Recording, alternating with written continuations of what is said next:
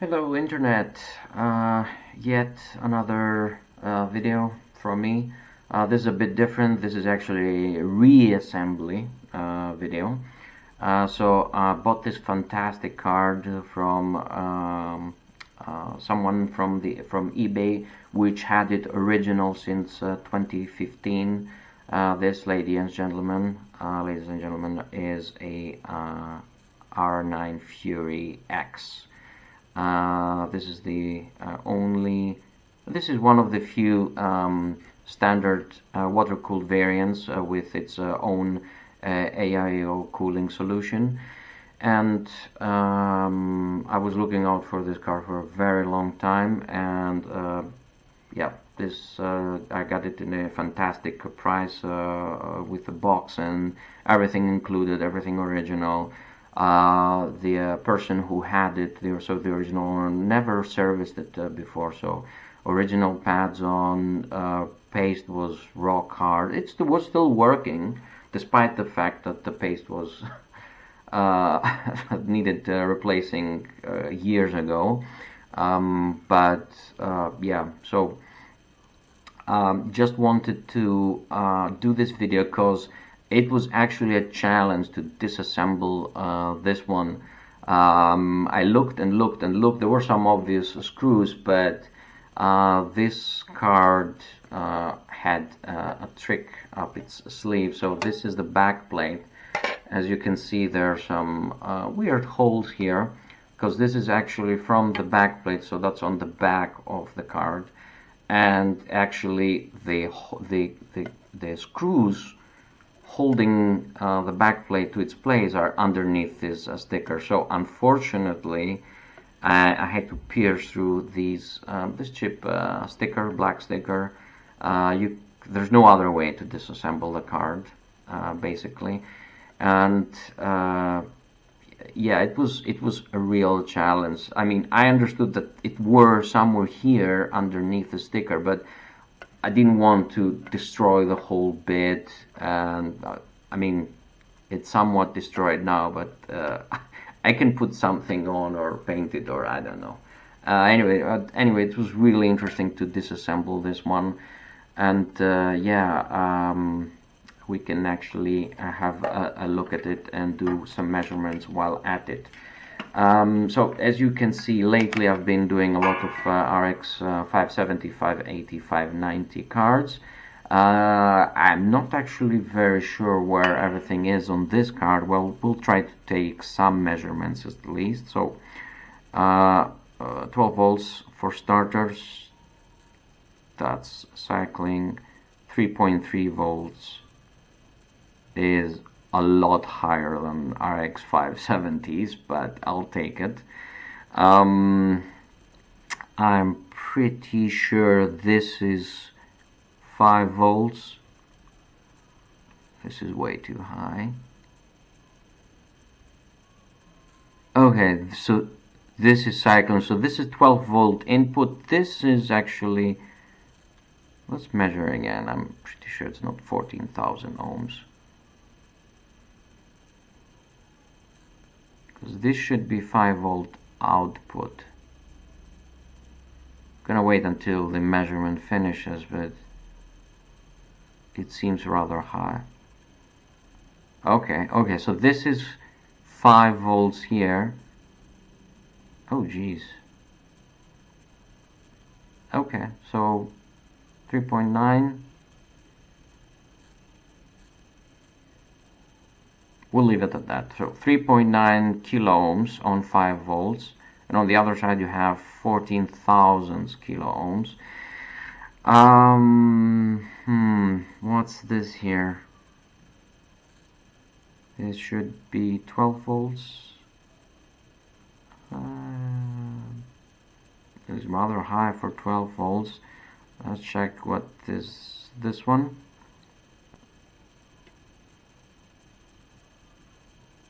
Okay, this should be display. This should be display port. So as you can see, the MOSFETs have a metal surface on. So this is actually, you can touch the probe. You don't have to touch any of these here. as you can actually measure from this metallic surface that's actually connected from the outside inside to the driver. So this is definitely, well, this should be display port. I don't know what this is. Still, this should be, or this could be display. Let's check what this is. Oh, that's some high number, 128.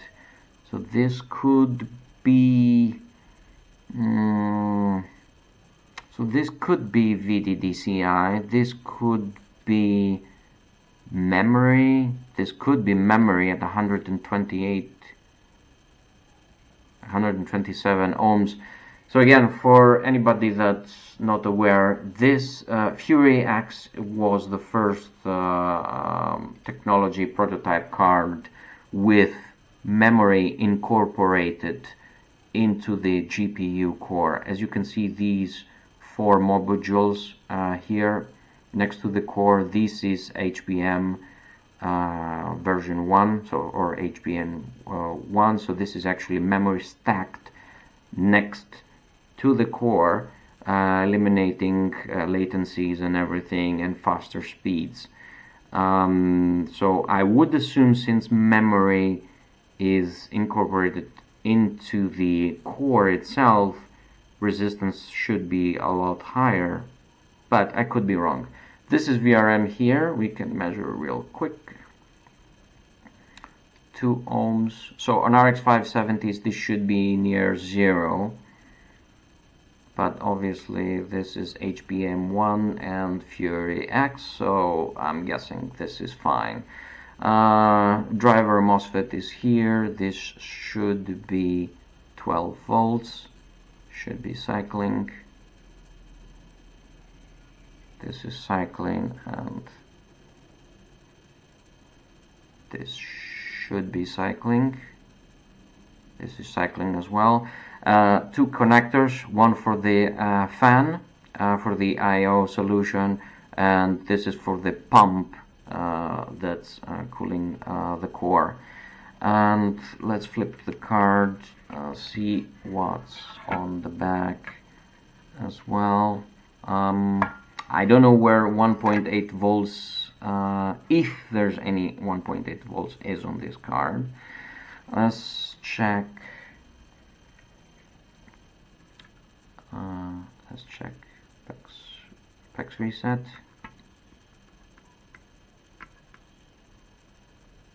No, there's no PEX reset.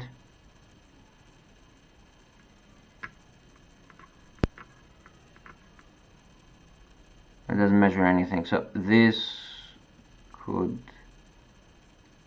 yeah. Well, technology is different. I don't know if this card even has 1.8 volts. I could be wrong. We have here interesting switch for the LEDs for the tachometer. So this card has a tachometer. See how fast the cards, what underload it is, and you can switch up a bunch of colors and everything. So it's located here, very tiny switch. And this card, oh yeah, there it is. And this card has also a BIOS switch, which I have not tested yet, but you can see there, and I'm pretty sure it should have a quiet and a performance mode as well. So let's check the first data line. I forget to check that.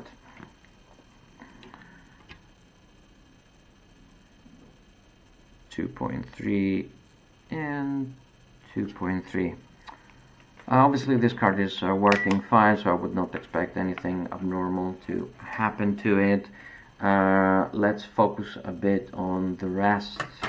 So this is the AI solution. As you can see, a pretty beefy standard 120 millimeter fan with a pretty fast, high RPM, noisy standard 120 millimeters fan, and this all leads to this bit. So this is in incorporation between the base plate, which is touching the whole car, providing some rigidity and abducting heat. And on the other side, as you can see, we have a copper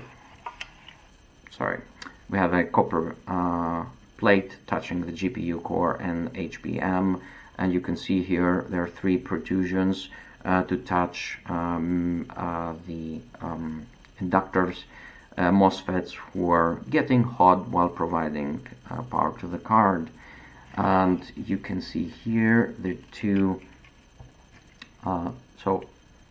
the two connectors, one for the pump, one for the fan, cooling and running the solution, cooling the liquid inside the solution. I researched a bit on the internet, so this Cooler Master water pump will get noisy after years, and if you think this card is originally was on the market 2015, 2016, so it has almost 7 years, so now it's 2023, 7 years of working hours. That's a lot, so they say this might be broken eventually. A really interesting side note here, you can see a filling. I don't know if the camera can pick it up, it's not a lot of light. So here, this is a filling port for the whole AIO, so if after years the solution gets dry, you can simply replace it somehow. Just to show you, this is how the card is assembled. We still need to obviously replace the thermal pads. Just gonna show you how it's supposed to be roughly, because I don't want to assemble it right now, fully assemble it, but the cooling solution goes on top like this and sits on the card, and there's an abundance of screws holding the solution in place like this, and this is the shroud that goes on top. It's supposed to be like this. Terribly sorry, this is not the standard reassembly or disassembly video, but I find this card to be very delicate, so I don't want to assemble it and disassemble it a lot of times, so I'm skipping some parts here. So I apologize again. So the card goes like this, and you can see there are holes everywhere, the retention through holes as well, and the base plate, which by the way I thought maybe I could put some thermal pads for the VRM section here, but I've measured this and it's more than 3 millimeters, so I don't have any thermal pads that are 3 millimeters or more thick.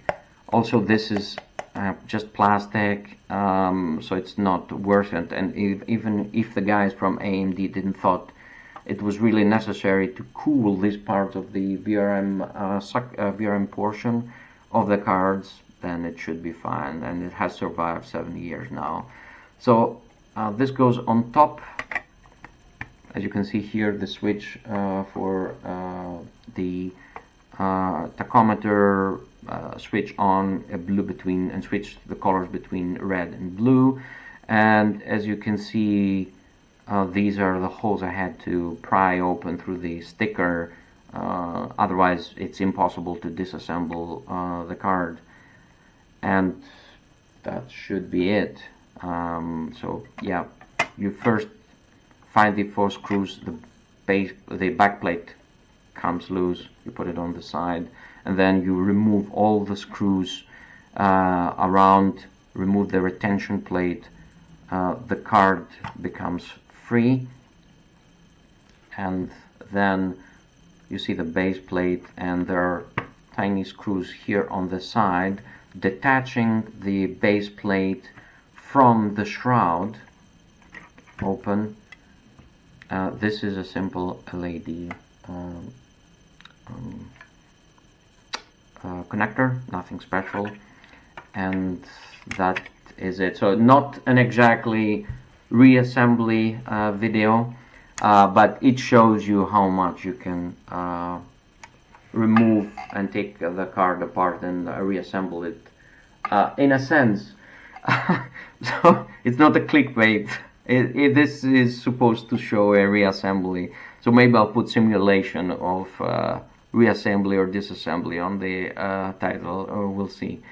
But that's it for now. Sorry, this video was a bit longer, but it is a exceptionally rare card, you'll find out, and if you can get one, and at this excellent state as well. So yeah, thank you for watching. I'll see you after the next one.